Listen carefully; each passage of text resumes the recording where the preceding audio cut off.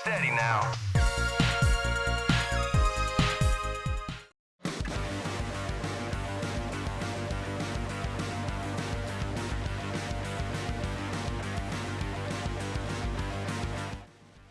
Adult Swim's Aqua Teen Hunger Force proved quite the hit for the late night TV block.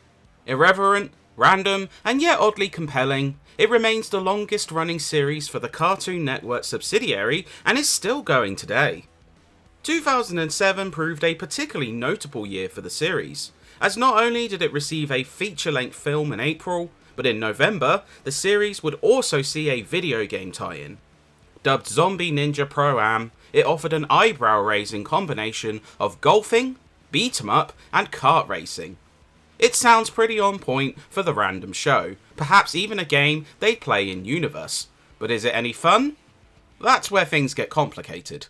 You are rejected because you are a red gay ass. Give me that. Well, what are you gonna do? Hot damn, I got in. Meanwhile, calling the tea time. We're about to hit the links, baby. Frylock gets an invitation to a prestigious golf course and opts to take along his squad Master Shake and Meatwad. As you'd expect, however, a simple golf game is merely the tip of the iceberg, as the adventure takes the trio across dimensions and through a multiverse of references and in-jokes from the show. Whatever you do, don't hit my eyeball, okay? I won't. It captures that random spirit the series is known for, helped by all the cast returning to voice their characters. Even guests such as Patton Oswalt lend their vocal talents for guest characters who get a role in the story. Yeah, well, that's what your mom said. It offers a substantial number of cutscenes which, despite being fully 3D, look and feel faithful to the show's style, and may produce a laugh if you are familiar with the source material. Everyone else will likely be left puzzled by the sheer randomness of the whole thing. You have a problem playing on our public municipal golf course? It is nothing to sneeze at. That's why we farted on it! Your work on the links is impressive. Of course, what of the gameplay between these scenes? Zombie Ninja Pro-Am is split into 12 levels which predominantly feature golfing and beat-em-up gameplay. It's a curious combination, but not a wholly successful one.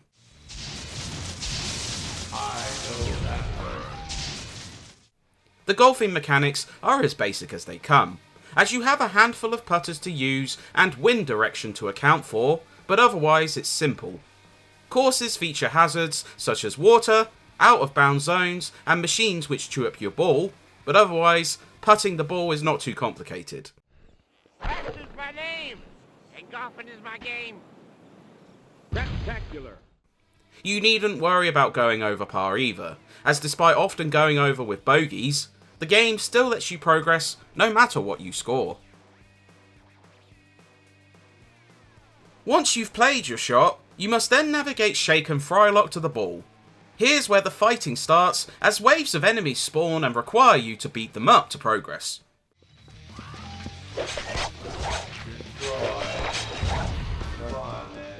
The action is even more simplistic and grows wearisome long before the 12th stage. When playing as Shake, you get one simple combo and a few weapons you can find, including limited time chainsaws and shotguns.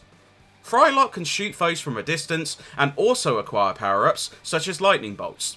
Either way, the action is dull and not helped by the sheer frequency of spawning foes.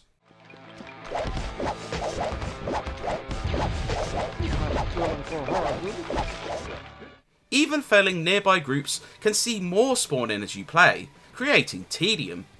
The roster of foes is also limited, as you constantly battle Carl's crabs, robotic birds, or trees. It's just simply not much fun.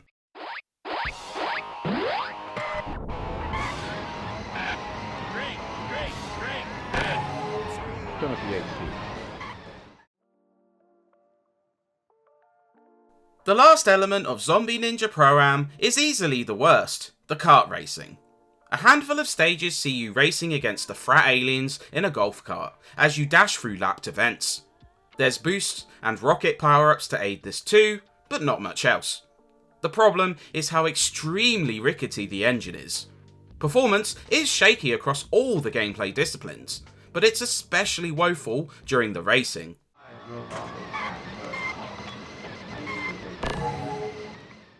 At times, it feels like driving in slow motion, making turning and manoeuvring the car extremely sluggish as a result. The physics are often lacking too, seeing you get stopped by light crashes or spun out from a basic jump.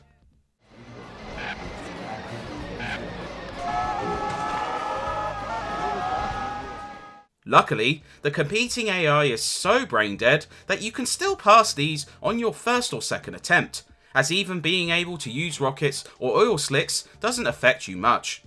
The whole thing is tedious. The game itself can be cleared in a couple of sittings, likely around 4 or 5 hours in total. Not long by any means, though it does at least shorten the suffering.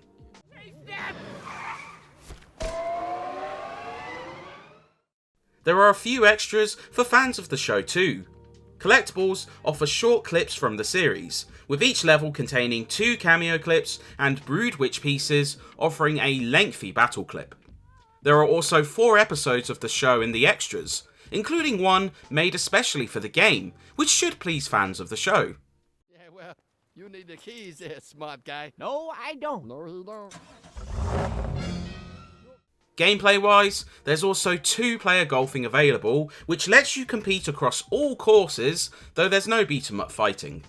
It's serviceable, and even lets you play as other characters such as Carl, but it also likely won't become a couch favourite unless you find a like-minded fan of the show.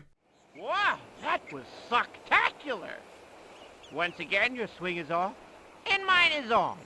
You are an idiot. Hey, way to stop. The visuals are definitely Zombie Ninja Pro-Am's weakest element. Everything has a cookie-cutter look during gameplay, as cheap cel-shading effect, basic animations, and bland levels look closer to an early PlayStation 2 title rather than one from 2007.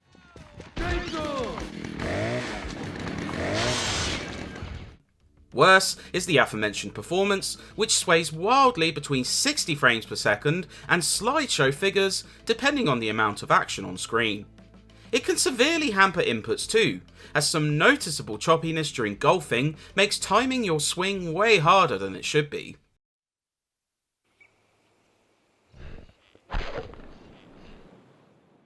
And kart racing, as mentioned, suffers woeful performance. Outside of faithful voice work, the music is competent, though only plays during fighting and karting, giving golfing a weirdly eerie silence. The voice quips can also grow quite repetitive during fighting segments. Feel my game. Look at my eyes, punk. What do you think? Aqua Teen Hunger Force Zombie Ninja Pro-Am certainly feels like the kind of oddball video game the show would produce. Some have argued it is intentionally bad, and considering some of the stunts the showrunners have pulled, it's certainly a real possibility. The problem is, intentional or not, this game is simply not much fun to play. Golfing is bland, the beat-em-up action is tedious, and the kart racing is genuinely atrocious. However, the game captures enough of the zany spirit of the show to offer something for devout fans of Aqua Teen Hunger Force, and with like-minded friends it can be quite the laugh. For anyone else though, the joke is on you, if you play this.